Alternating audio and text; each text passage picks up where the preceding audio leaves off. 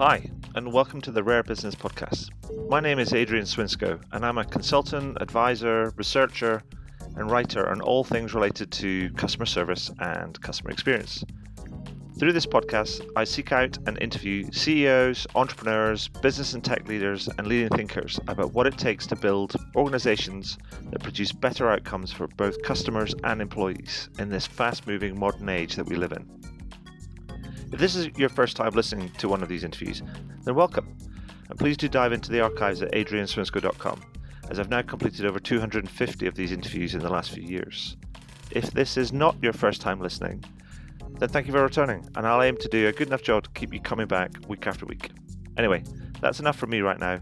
Let's get into the interview. So, welcome to the next edition of the Rare Business Podcast. With me today, I have Jeff Yasuda, who is CEO and co-founder of Feed FM. Hey, Jeff, how you doing?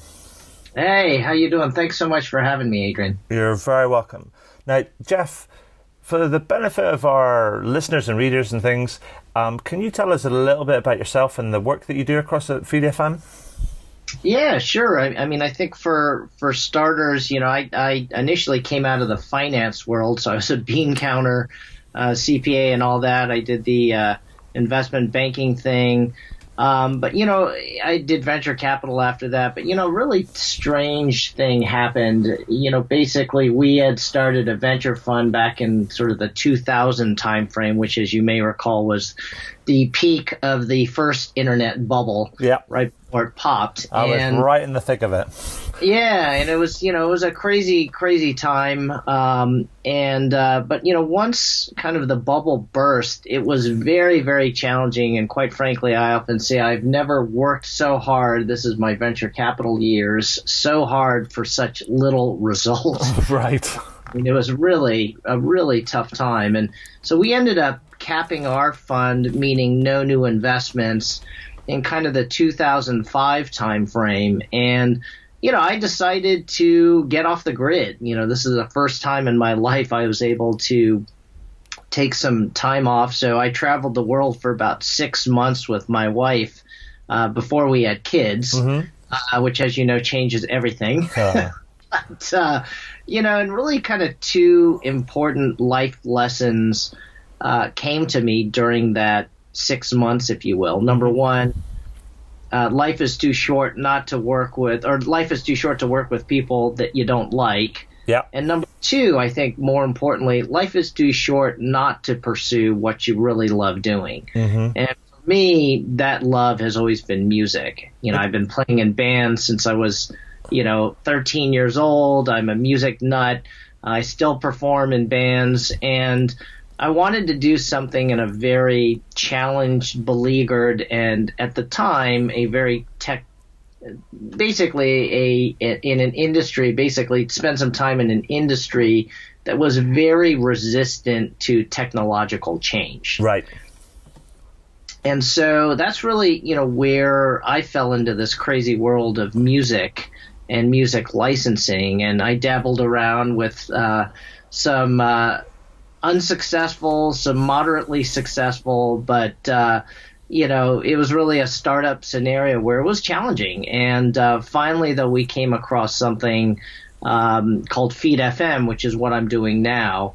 And to answer your question, Adrian, around kind of what we do, it's a SaaS business, right? Our thesis is music as a service. And very simply, what we do is kind of three things which we think are hard. Number one, we handle all of the brain damage associated with licensing and curation of music. Number two, we make it crazy easy for our customers, many of which are not technology companies, to integrate music into their app or website or social media or whatever it may be. And the third thing is we provide the data. Right. Because invariably these are businesses, and if you just add music, how does that really affect engagement, retention, and invariably revenues? Perfect. I mean, I know a little bit about the music industry and the whole licensing thing because my brother is a musician. has his own band and things, and a very successful one. Well, yeah, I mean, the band's, it's like they're called the Cinematic Orchestra, and they do their thing. They're not really kind of like so mainstream, but they have a hardcore and growing sort of following. And they released an album earlier this year, and so he's pretty much on the road, not constantly right now, but a lot. And actually, they're on a quick cycle because it's the last that they haven't released a studio album for a while. And so they've got one, and then now they're going to do more touring, and then they're straight back in the studio to try and capitalize on this surge of new interest, and then get on with the next album, as it were. Yeah, and and it's interesting too, right? When you think about traditionally how musicians have made money, there are very, very few musicians that can make a living purely on selling recorded music. Yeah. Most artists, most musicians make money on the road. Yes. Selling tickets, and I think even more importantly, selling merchandise, T-shirts, sort of hard goods that memorabilia, maybe you could call it, right? Well, absolutely, yeah.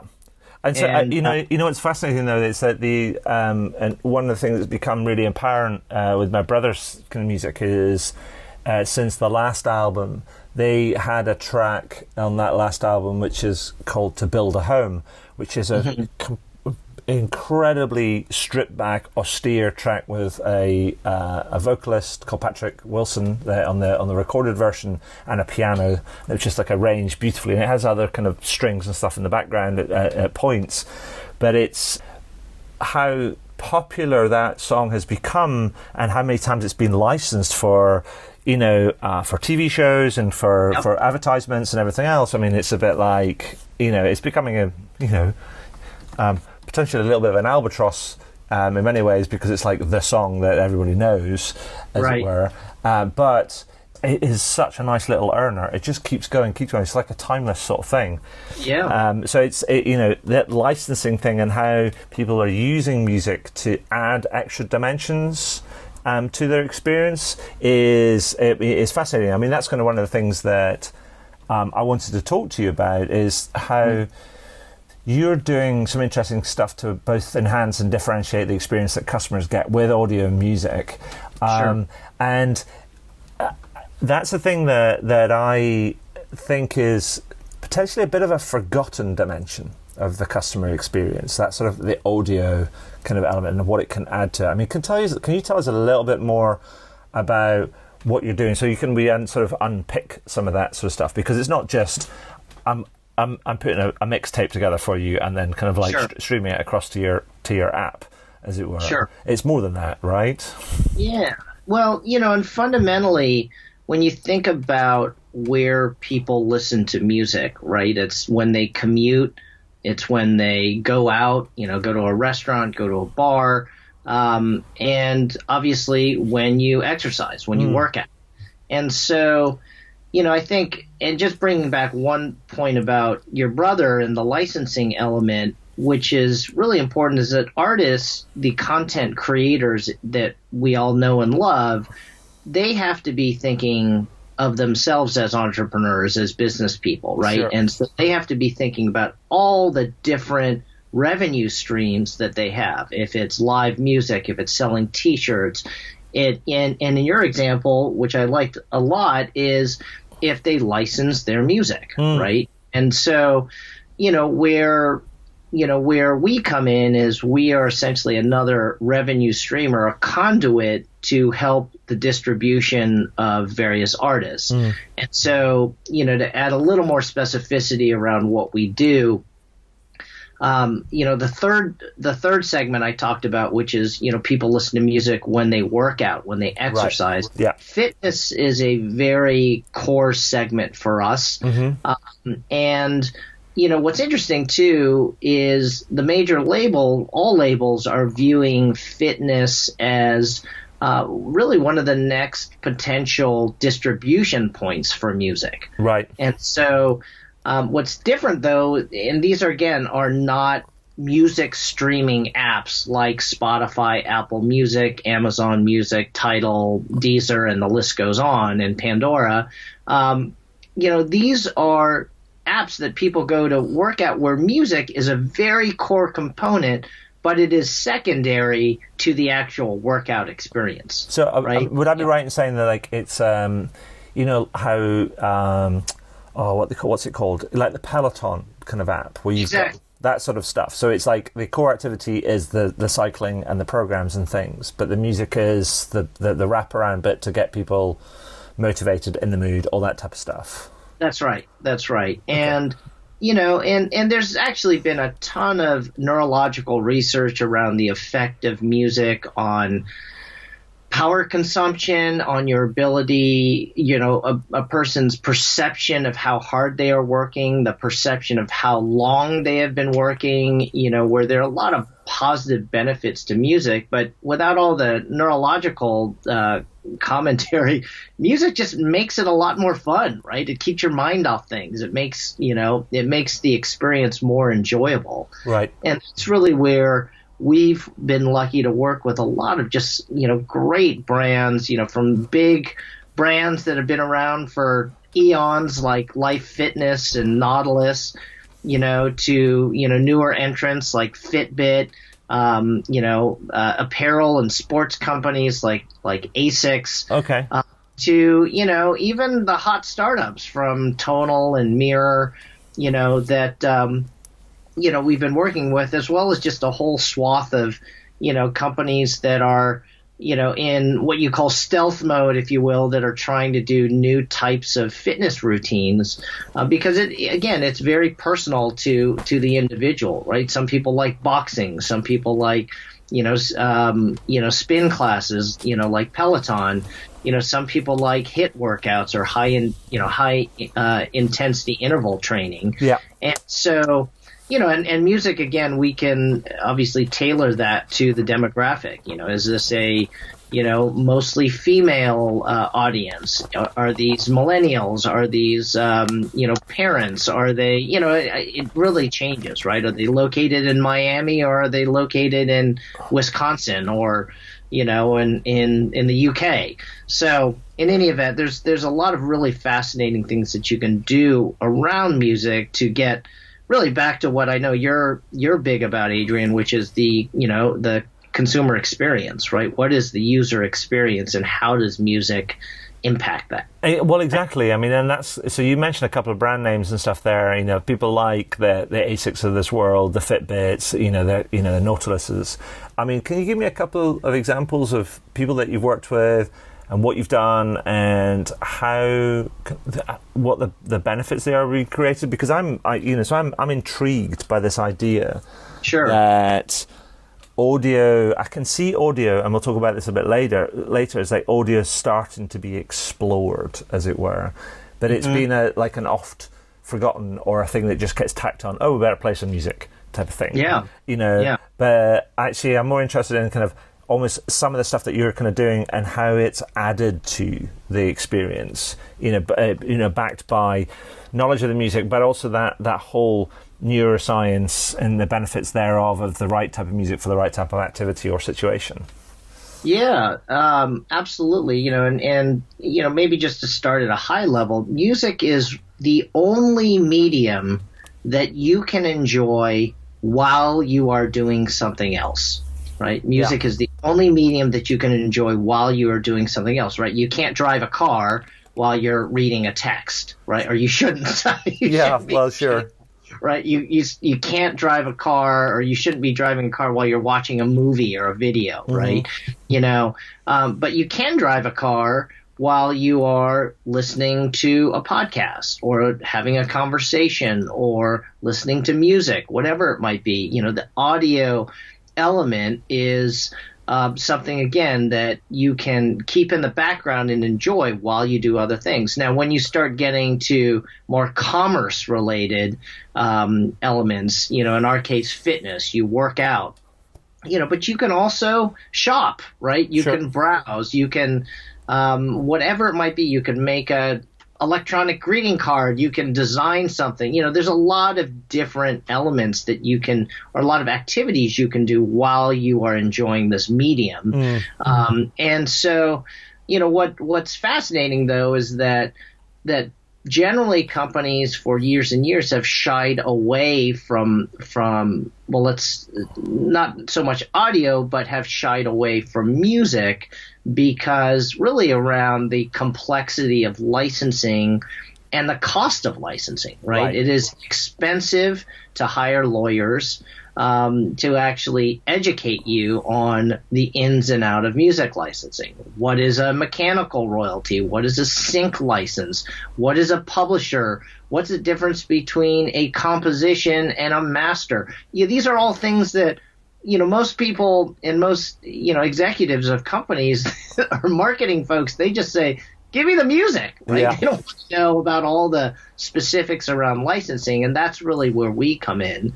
And we handle that, we're almost like a company's outsourced music department. Right. Where they have, Fitbit Coach, since we talked about them, they actually started off as FitStar, the program that we work with, which is really the workout content, which was started by a guy named Mike Mazer several years ago. He got acquired by Fitbit, and, they were powering essentially their recurring exercise app, if you will. And now it's called Fitbit Coach. And really, we had a very simple integration whereby users could show up, they could pick whatever genre they wanted, and effectively, once they picked that genre, they would begin a workout routine. Right. And so, a lot of the fitness companies that we work with will actually record the workout dry, meaning without music. So it's just the instructor and his voice, his or her voice, but no music. And then what we do is we overlay music on top via a stream. Right. And so, the music is constantly changing. It's refreshed. It's not synchronized with the actual video or activity. And so, these companies, they're streaming from our servers. They're not even, they really don't even touch the music. Right. And so, it's been really fascinating. And I think, you mentioned, Adrian, the neurological elements, which I think are, in some cases difficult to quantify, but where it becomes interesting, at least for us and our customers and our partners, is that there are ways to track KPIs or key performance indicators that will actually impact their business, right? Things such as average session time, things such as retention, so day 30, day 60, day 90 retention.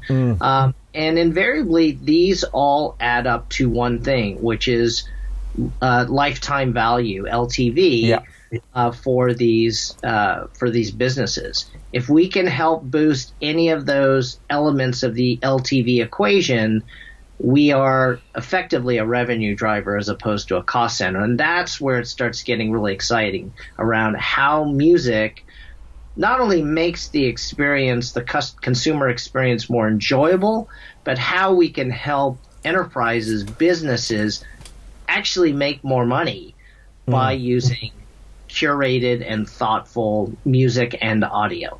Perfect. So do you actually think that that audio is a forgotten dimension in customer experience, or is it an overlooked dimension in customer experience? I mean, because you're dealing with a very specific use case, particularly around fitness or activities and increasing sort of motivation and engagement within that, so that people are more likely to complete and stay with programs. But if we were to step back and think, okay, what are other areas? What's the potential here? Is audio forgotten, and could it add more to other spaces, do you think? Given that, I mean, you're the audio expert kind of here, Jeff. Yeah, I mean, well, let's go back, right? Using audio, using music is not a new concept, right? I mean, they've had, music with commercials since the beginning of, television, right? Music has been a part of that background music in radio advertising, right? As they're introducing a product over the air, there's usually music in the background, right? Sure. So it's not a new concept per se, but in the digital age, where we are just bombarded with content, right? There's more content out there than you can ever experience and enjoy, in multiple lifetimes, right? And I can't remember the numbers of, how many new YouTube clips are uploaded every minute, right? It's so large, we can't even fathom how much content's out there. But, I think, as I talk about this with advertising executives, and we spent a lot of time actually talking not only to fitness brands, but also, some CPG companies, right? And, we used to work with various brands. I mean, I mentioned ASICS, but, in the past we've worked with, brands like Coca-Cola, and we've worked with, a whole series, alcohol, Budweiser, or Anheuser-Busch, Smirnoff, again, a whole set of different products. And, I think fundamentally when, we were asked about, can you do this? Or I just want to make a cool summer playlist. One of our first customers was Anheuser-Busch. Right. We did a program with Bud Light. And my buddy over there, basically said, hey, we spend hundreds of millions of dollars every year sponsoring music festivals in the United States. Right. So Bud Light is the primary sponsor, so you can buy, Bud Light in whatever flavor as the main beer. And, they wanted to do some experiential, Anheuser-Busch is very big on experiential marketing right now. And obviously at the core of that is content, right? So the simple question was, hey, can you help me make a playlist of some of the, upcoming, festivals that we're promoting, and so I could slap it up on my, on my social media. And so,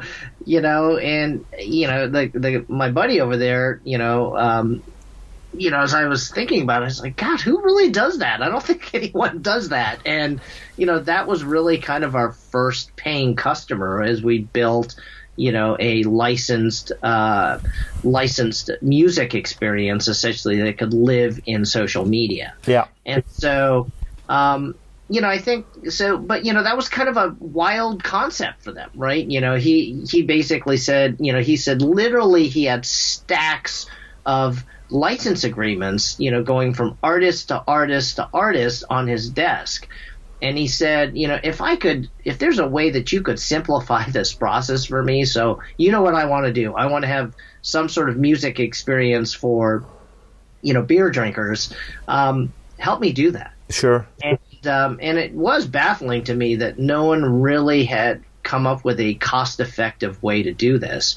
And again, I won't go into crazy detail about the licensing, but I think, one interesting concept here that is worth talking about is the concept of internet radio, which only exists really in the United States as a statutory sort of compulsory license, whereby any company could get this radio license, but it gets a lot more complex after that, right? There's a lot of different parties that are involved that have to get paid in a certain way. There's reporting, there's infrastructure to make sure you're compliant with the statute and all that.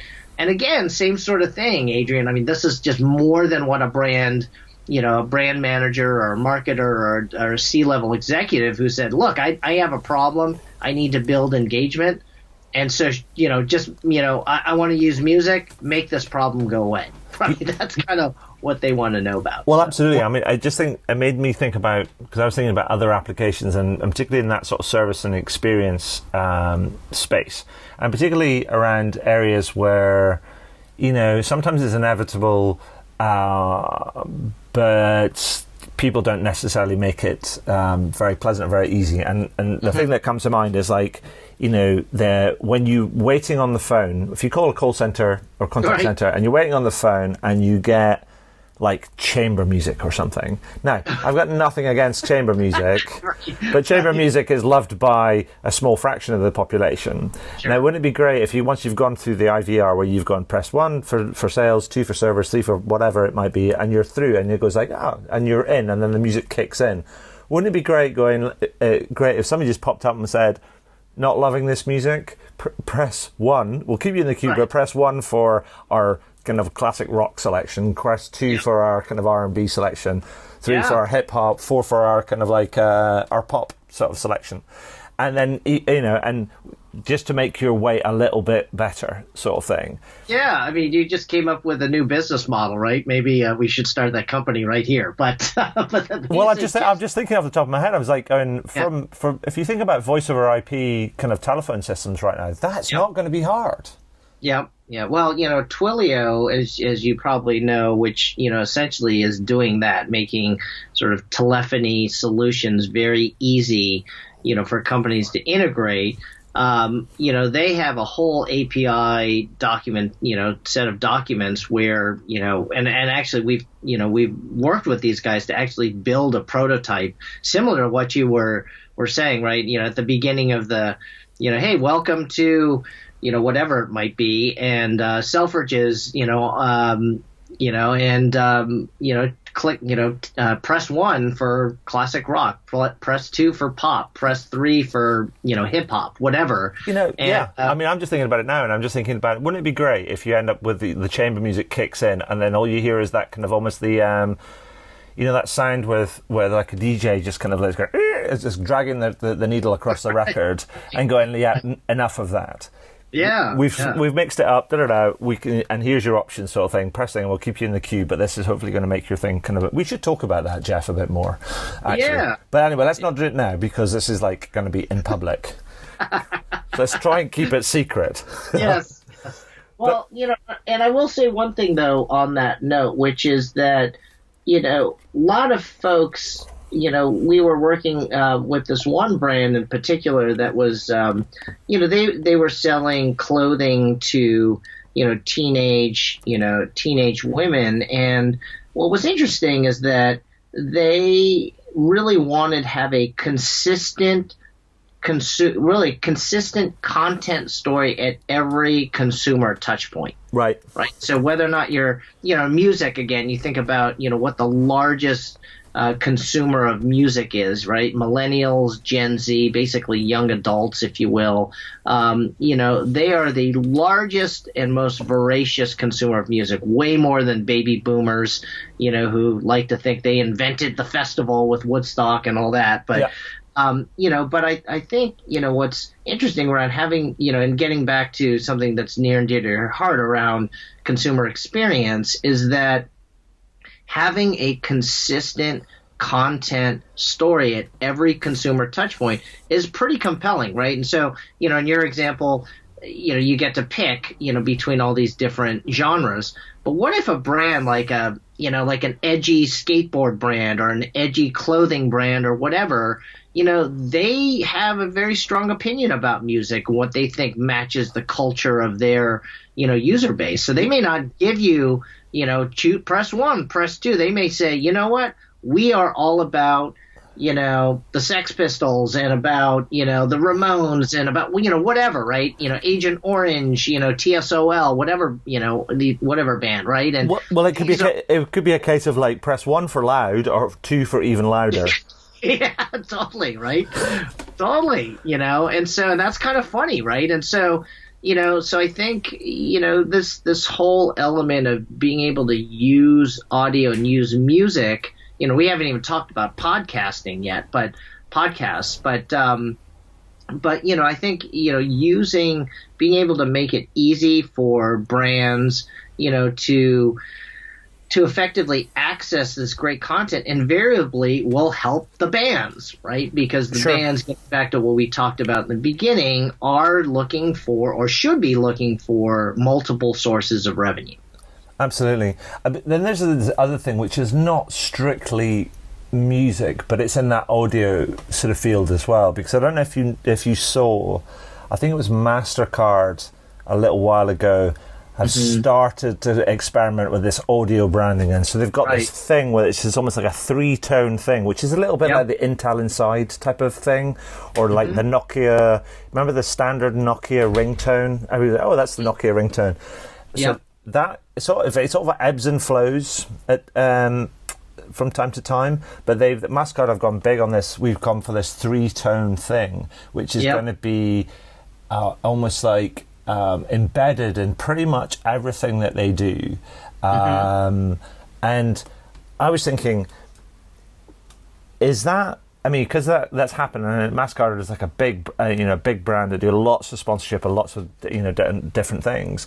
Do you think there are people, more and more people are starting to venture into this, the audio dimension? Because when you get a big brand like that moving, invariably you get other people that follow. Right? Oh, that's a good idea. We should do that. Yeah, well, I mean, and again, the concept, I don't want to necessarily call it a jingle, but, the concept of sort of sonic branding and whatnot has been around for a while, right? I mean, it's a lot of almost every major broadcast company has used that tone, right? If it was NBC that still has the dun, dun, dun or something like that, this is something that kind of, it's an audio cue almost that preps the brain for, oh, okay, this is, NBC content, and similarly, it could be a great audio cue that sets the brain for MasterCard, content, right?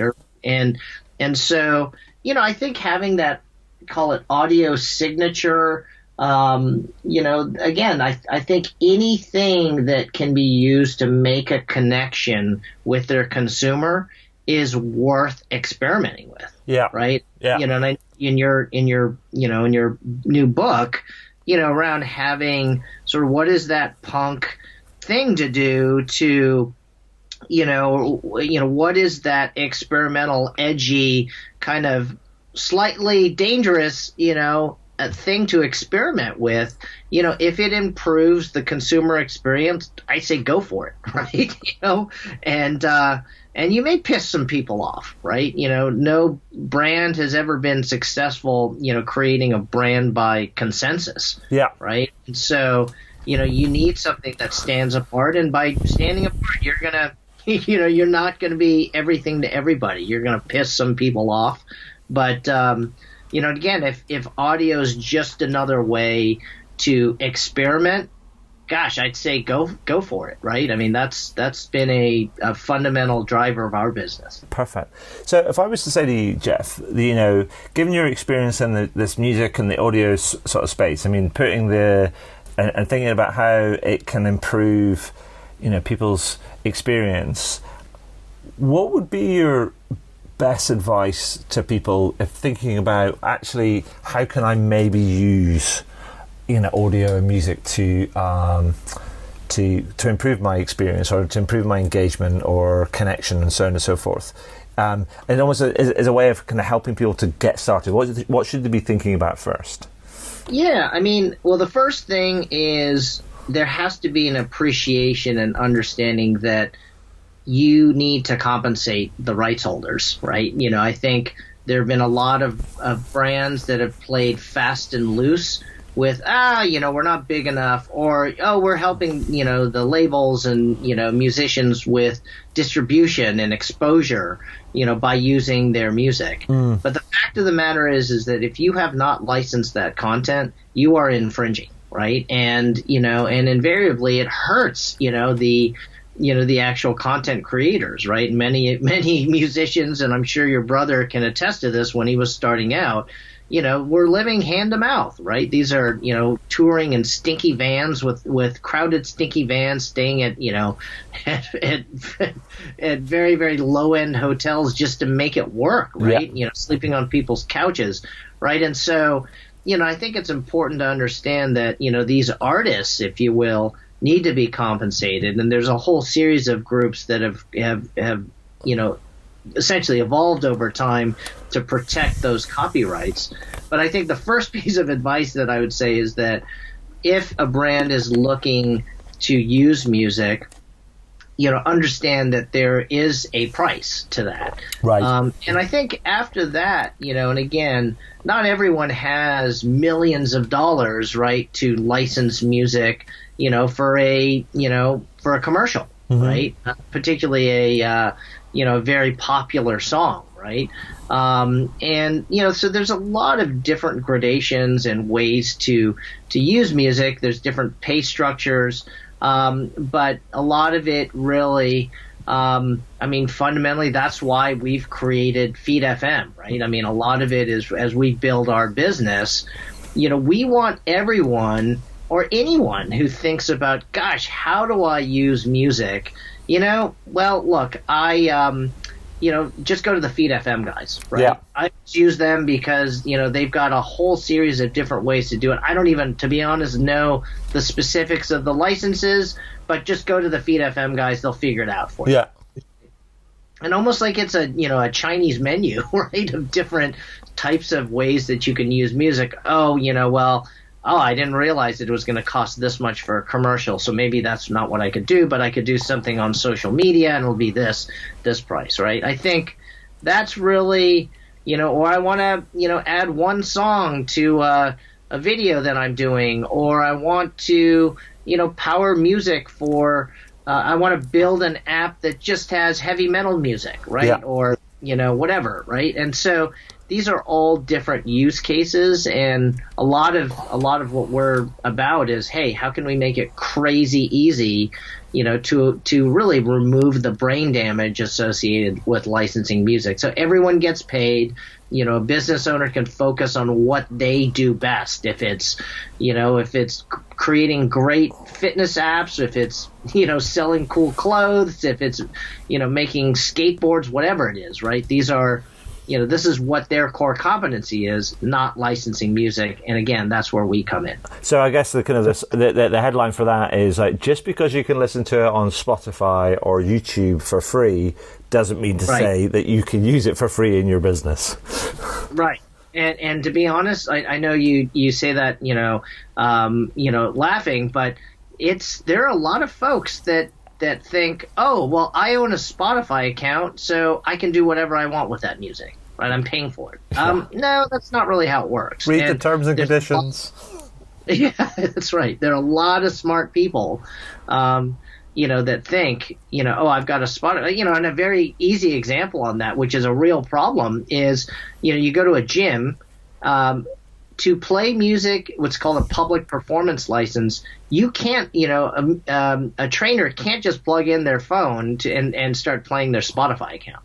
No. That is not a legal use case, right? Yep. And the rights holders will come after you. They will sue you, and you will lose. Yep. And so these are all sort of things that, again, may seem like it's okay, but when you start running a business, this is a very different scenario. Perfect. So, Jeff, before we kind of go, you actually mentioned my new book, kind of Punk CX, which actually we've talked about before, and it's we had a kind of a really kind of good riff around kind of the premise and everything else. But at the end of these interviews, I've been asking people just a couple of questions just to get that. It's like a bit of ongoing social research that I'm doing, I guess.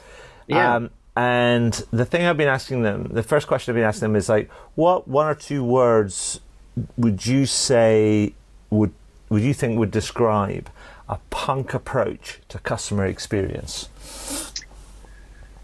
So personalization, I think, is a punk approach per se, right? And so what do I mean by that? Well, there's a cool company. It's actually a fellow. By the way, we should do a separate podcast of the importance of getting to know fellow founders as a way to say support group, because it's lonely at the top. Starting a company oftentimes, and it's not always easy. So it's a great support group. But a fellow founder of a company. It's a company called Vidora. A guy named Alex Holub is the CEO, really just super smart guy who is an expert in artificial intelligence. Mm-hmm. And so he effectively, has done the thinking around Well, gosh, when I approach a website, or, if I'm about to buy something, let's say a very simple use case, go to a website, why can't that website be personalized in such a way that it makes the most sense to me, right? It's the colors I like, maybe, with an audio angle, it's the sounds that I like, it's the experience that is really tailored to me, right? I'd like a certain type of thing. And this gets a little bit towards, I don't know if you remember that movie Minority Report with Tom Cruise. Yeah. Where at one point, he goes to the store, they sort of flash something in his eyes, they do a retinal scan, realize it's this, God, I can't even remember what his character's name is. I was going to say Ethan Hawke, but I think that's Mission Impossible. Yeah, I think so. But anyway, it starts flashing, content that's relevant to him, right? And so with Fedora, what these guys are doing, they had this cool tagline at one point. I don't think it's what they're doing exactly right now, but it's AI. It was AI for UI, right? Right. Artificial intelligence for, user experience or user interface. And which I thought was a great one-liner. But basically, imagine if the consumer experience, can be personalized, right? So it's just how you like it, right? Your example, with the phone, right? With hold music. What if they somehow figured out that they knew it was you and they could provide individualized content, right? Maybe it's a podcast segment that's, all right, this wait, oh my gosh, it's going to be 5 minutes. So we are going to deliver, Adrian, an amazing podcast experience about, I don't know, best seafood restaurants in the, in the south of England. I don't know. Yeah, sure. Whatever it is, right? That's something that's relevant and topical to you, right? I mean, again, the same sort of personalized approach for, consumer experience. I think that's pretty badass, and I don't think anyone's really doing that. Yeah, I think people have talked about it in terms of this idea of liquid design, particularly in a digital space. We haven't quite got there as yet, and it all creates up all sorts of other sort of challenges around tracking and data and privacy and security and all that type of stuff. But anyway, it's still a kind of an interesting idea. But it's not punk if it's not going to piss someone off, right? Well, that's true. That's true. So, Jeff, the second question that I had was, maybe you've already kind of answered it, but I'll ask it anyway. So, what company or brand do you think epitomizes a punk approach to customer experience? Yeah, I mean, and again, that's where I dropped the Fedora name. I mean, I think that's, and I prefer to, in some ways talk about, startups as opposed to, bigger companies per se, because they're really at the forefront, right? That, of changing things. Sure. I mean, if forced, Apple during the Steve Jobs days, of course, right? They were very punk in their design and, almost Steve Jobs dogmatic, stubbornness around, I know what customers want before they even know they want it. Yes. Right. And so, so I think, a lot of this, it changes over time. I mean, back in the day, remember the Sony Walkman, I had one of those, that was the first portable, music player where you could actually choose what was being played. And that was bonkers at the time. Right. Sure. And, and I had multiple flavors of that one, from the, first version to the yellow version, right? I had the first, generation iPod, but these things change over time. Samsung, I think, quite honestly, is overtaking, Apple in product development, right? It's almost like the Samsung phones innovate faster than the Apple ones did, right? And I'm sure Steve is turning in his grave, but I think fundamentally, there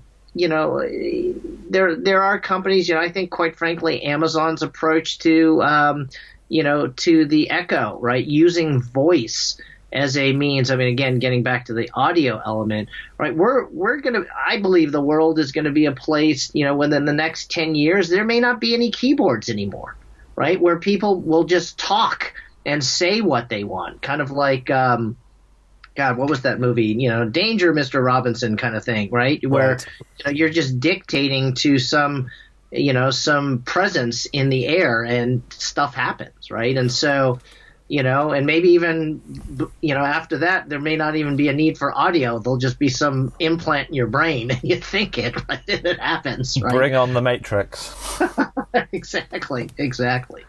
Brilliant, Jeff. Thank you for that. That's great. I mean, I love that you're picking startups, but also kind of like big companies that still operate with a slightly startup mentality, even though they're behemoths as well. But I just want to say thank you for making the time for us to talk to us today, and also kind of shedding a little bit of light on the music and audio dimension, and how it's an area that doesn't often get talked about when it comes to service and experience, because I think it's an interesting kind of area that could be further explored or more explored. So just want to say thanks for sharing your time and your insight with us today. That's been great. Yeah, of course. And Adrian, thanks so much. It's always a pleasure chatting with you, and we should cover some of these other topics again too in the future. Excellent. Well, that's it for another interview. I really hope you enjoyed it. Now, every time I complete one of these interviews, I learn something new, and I try and incorporate that new learning into my writing, my speaking, my workshops, and the consulting that I do for my clients. If you're interested, you can find out more about how I work with clients over at adrianswinsko.com. But one final thing before I go, please consider heading over to iTunes or whichever podcast platform you choose to use, and do leave a review. Every little helps, as they say. Anyway, that's all for now. Thank you for listening, and do listen in again. All the very best.